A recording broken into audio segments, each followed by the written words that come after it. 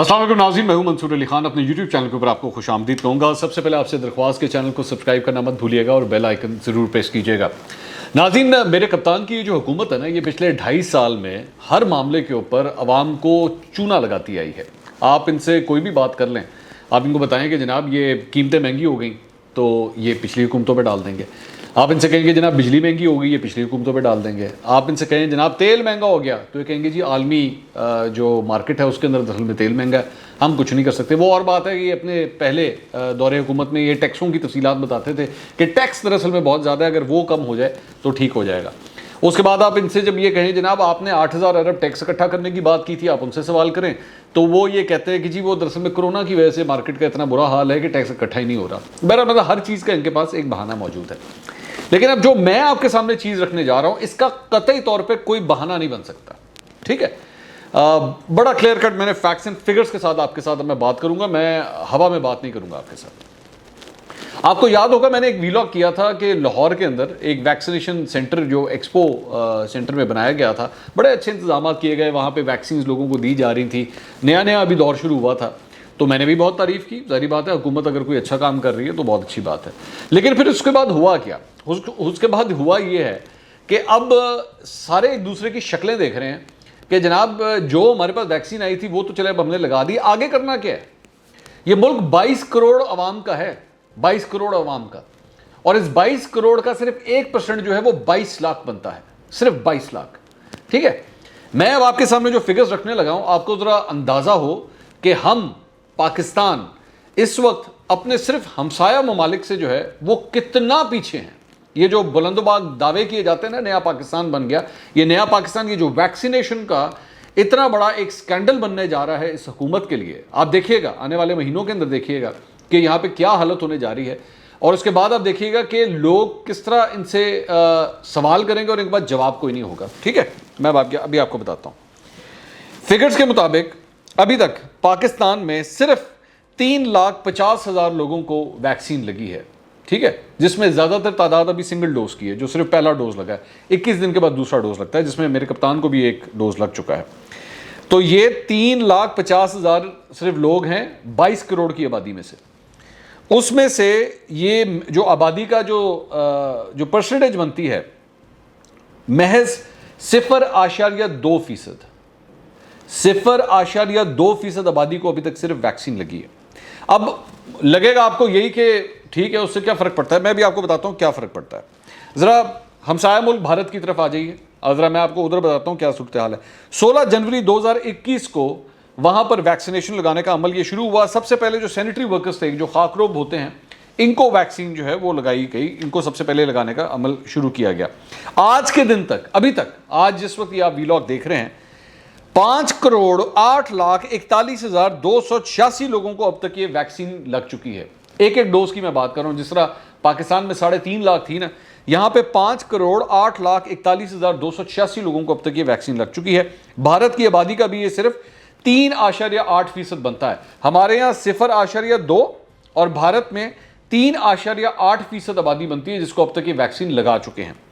1 मार्च 2021 तक जो है वो उन्होंने वहाँ से 60 बरस से जो ज़ायदुल उम्र अफराद थे उनको वैक्सीन लगाने का जो अमल है उसका आगाज़ किया, और जुलाई 2021 तक, जुलाई 2021 तक, इस साल जुलाई तक 25 करोड़ लोगों को इन्होंने वैक्सीन लगाने का अपना टारगेट सेट किया हुआ है। 25 करोड़ लोग, पाकिस्तान की आबादी से ज़्यादा लोगों को उन्होंने अपना टारगेट सेट किया कि हमने उनको वैक्सीन लगा देनी है। ये आपका हमसाया मुल्क भारत है, और भारत इस सिलसिले में $5 अरब वैक्सीन के ऊपर खर्च कर रहा है। $5 अरब, ये है भारत की बात। और आगे चलिए, बांग्लादेश की मैं ज़रा आपको बता बताऊँ, ये अक्सर अपने आपको बांग्लादेश के साथ मुआवजना करते हैं। 49,11,902 अफराद को अब तक वैक्सीन लगाई जा चुकी है। मैं दोबारा बताऊँ पाकिस्तान में कितनी? 3.5 लाख, बांग्लादेश में 49,11,000 अफराद को अब तक वैक्सीन लगाई जा चुकी है। बांग्लादेश में भी ये तकरीबन 3% आबादी सिर्फ बनती है, लेकिन फिर भी हमसे कई ज़्यादा है, हमसे कई ज़्यादा है बांग्लादेश भी। श्रीलंका में आज के दिन तक अभी तक जो वैक्सीन लगाई जा चुकी है वो है 8,38,355 अफराद। श्रीलंका जैसा मुल्क जो सिर्फ इतना सा है हमारे मुकाबले में, वहाँ पे भी हमसे ज़्यादा लोगों को वैक्सीन लगाई जा चुकी है। उनकी आबादी का तनासुब भी ये 3.9% बनता है। अब ज़रा आ जाइए उसके बाद इन्होंने किया क्या। पहले तो इन्होंने चीन से जो इनको मिली वो जो वैक्सीन मिली थी, अब हम दोबारा भी उनसे रिक्वेस्ट कर रहे हैं जी हमें और वैक्सीन चाहिए। जब इनको समझ आ गई कि ये हमसे होना नहीं है, अब उन्होंने क्या किया जी, प्राइवेट सेक्टर के लिए खोल दिया कि जी प्राइवेट सेक्टर जो है ना वो भी बीच में आ जाए और वो वैक्सीन लगाना शुरू। उन्होंने कहा जनाब जिसके पास पैसा पूसा है वो आके खर्च करे और आके वैक्सीन लगा ले, गवर्नमेंट के पास इतने रिसोर्सेज नहीं है। अब सवाल मेरा ये है कि गवर्नमेंट आखिर ये पैसा फिर खर्च कर किधर रही है? क्या इस वक्त पाकिस्तानियों की जिंदगी से ज़्यादा इंपॉर्टेंट कोई चीज़ है? क्या इस वक्त आपके तमाम तर पैसे इस जगह नहीं लगने चाहिए? आपके हर प्रोजेक्ट के ऊपर इस वक्त फुल स्टॉप लग के सबसे पहले इस चीज़ के ऊपर आपको ध्यान देना चाहिए, लेकिन हुकूमत खामोश है। अच्छा, फिर उसके अंदर भी क्या कहानी है, अब मैं ज़रा उस पर भी बताऊं कि वहां किस तरह चूना लग रहा है। रूसी वैक्सीन स्पुतनिक 5 जो बेसिकली इंपोर्ट की गई है इस वक्त पाकिस्तान के अंदर वो मौजूद है और प्राइवेट सेक्टर को देने का जो इरादा किया गया है, उसकी कीमत, एक डोज की कीमत $10 बनती है और 2 डोज की कीमत जो है वो $20 बनती है। ड्रैप ने, यानी कि वो इदारा जो दरअसल में मेडिसिन की जो प्राइसेस है उसको सेट करता है, उन्होंने स्पुतनिक 5 की जो प्राइस सेट की है वो है $8,450 तकरीबन, $8,450। $20 की ये जो वैक्सीन है उसकी कीमत 8,450 इन्होंने सेट की है। ये जो, अच्छा इसके ऊपर भी एक मसला है, अब इस पर भी आ जाइए।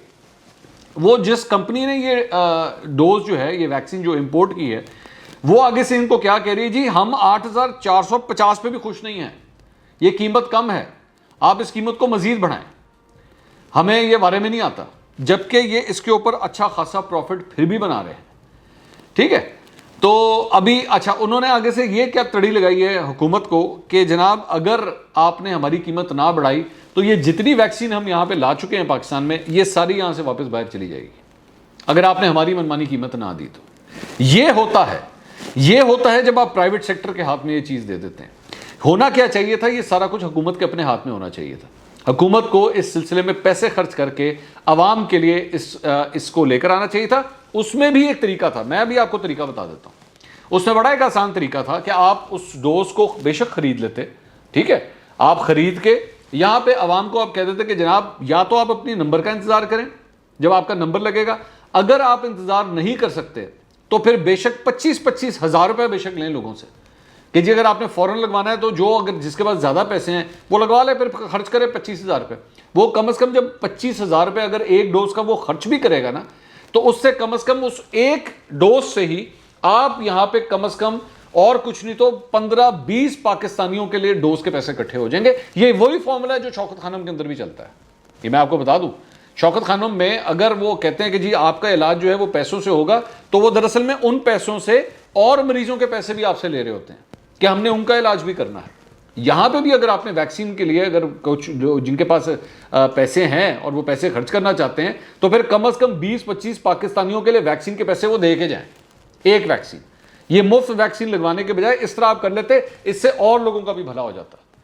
अमीर तबका गरीब तबके को अपने साथ लेकर चलता सा और वो सिलसिला सबको ही मिलता, सबकी सेहत का ख्याल रखा जाता। लेकिन आपने यहाँ पे किया क्या, आपने इसको उठा के दे दिया प्राइवेट सेक्टर के हाथ में। अब प्राइवेट सेक्टर जो मर्जी मांगे, जाहिर बात है, ये उसकी अगर ये पेंसिल है, ये पेंसिल 10 रुपये है और अगर ये मुल्क में अवेलेबल नहीं है, तो इसको बनाने वाला अगर कहे जी मैंने 50 रुपये लेने हैं, आप क्या करेंगे इस पर? आप उनसे बहस करेंगे इस बात के ऊपर? आप बहस कर ही नहीं सकते। अच्छा, और दूसरी बात ये, हमारी अपनी हुकूमत की माशाल्लाह अभी तक परफॉर्मेंस तो मैंने आपको बता दी, 3,50,000 वैक्सीन ये अब तक सिर्फ लगा सके हैं, दैट्स इट, जो कि हमारी आबादी का 1% भी नहीं बनता। जबकि हमारे दीगर ममालिक जो आसपास के लोग हैं वो 3% से भी ऊपर अब जा चुके हैं। और भारत ने जो अपना टारगेट सेट किया है वो कहाँ से कहाँ तक पहुँच चुका है। पूरी दुनिया के अंदर यही हो रहा है कि ममालिक जो हैं वो अपने अपने जो सिटीजन्स हैं, जो उनके शहरी हैं, उनको जल्द अज जल्द इस वैक्सीन को लगाना चाह रहे हैं कि किसी तरह इस बीमारी पे काबू पाया जा सके। लेकिन हमारे यहाँ पे अब उसकी 3rd वेव शुरू हो चुकी है और चंद लोग ये खदशा जाहिर कर रहे हैं, जो डॉक्टर्स हैं, स्पेशलिस्ट हैं, वो ये खदशा जाहिर कर रहे हैं कि ये तीसरी वेव जिस तेज़ी से ऊपर जा रही है, ये दूसरी वेव को तो ऑलरेडी क्रॉस कर चुकी है अपनी इंटेंसिटी के लिहाज से, लेकिन कहीं ये पहली वेव को भी ज़्यादा क्रॉस ना कर जाए। लेकिन हमारे माशाल्लाह हुक्मरान जो हैं वो सोए में हैं, उनको किसी किस्म की कोई होश नहीं है कि हमने कितनी जल्दी जो है इस वैक्सीन का हमने इंतज़ाम करना है, जो ज़िंदगी देती है, जो ज़िंदगी देगी हमारे पाकिस्तानियों के लिए। तो ये सारी सूरत हाल थी। अगले वीलॉग में आपसे दोबारा मुलाकात करते हैं। अल्लाह हाफ़िज़।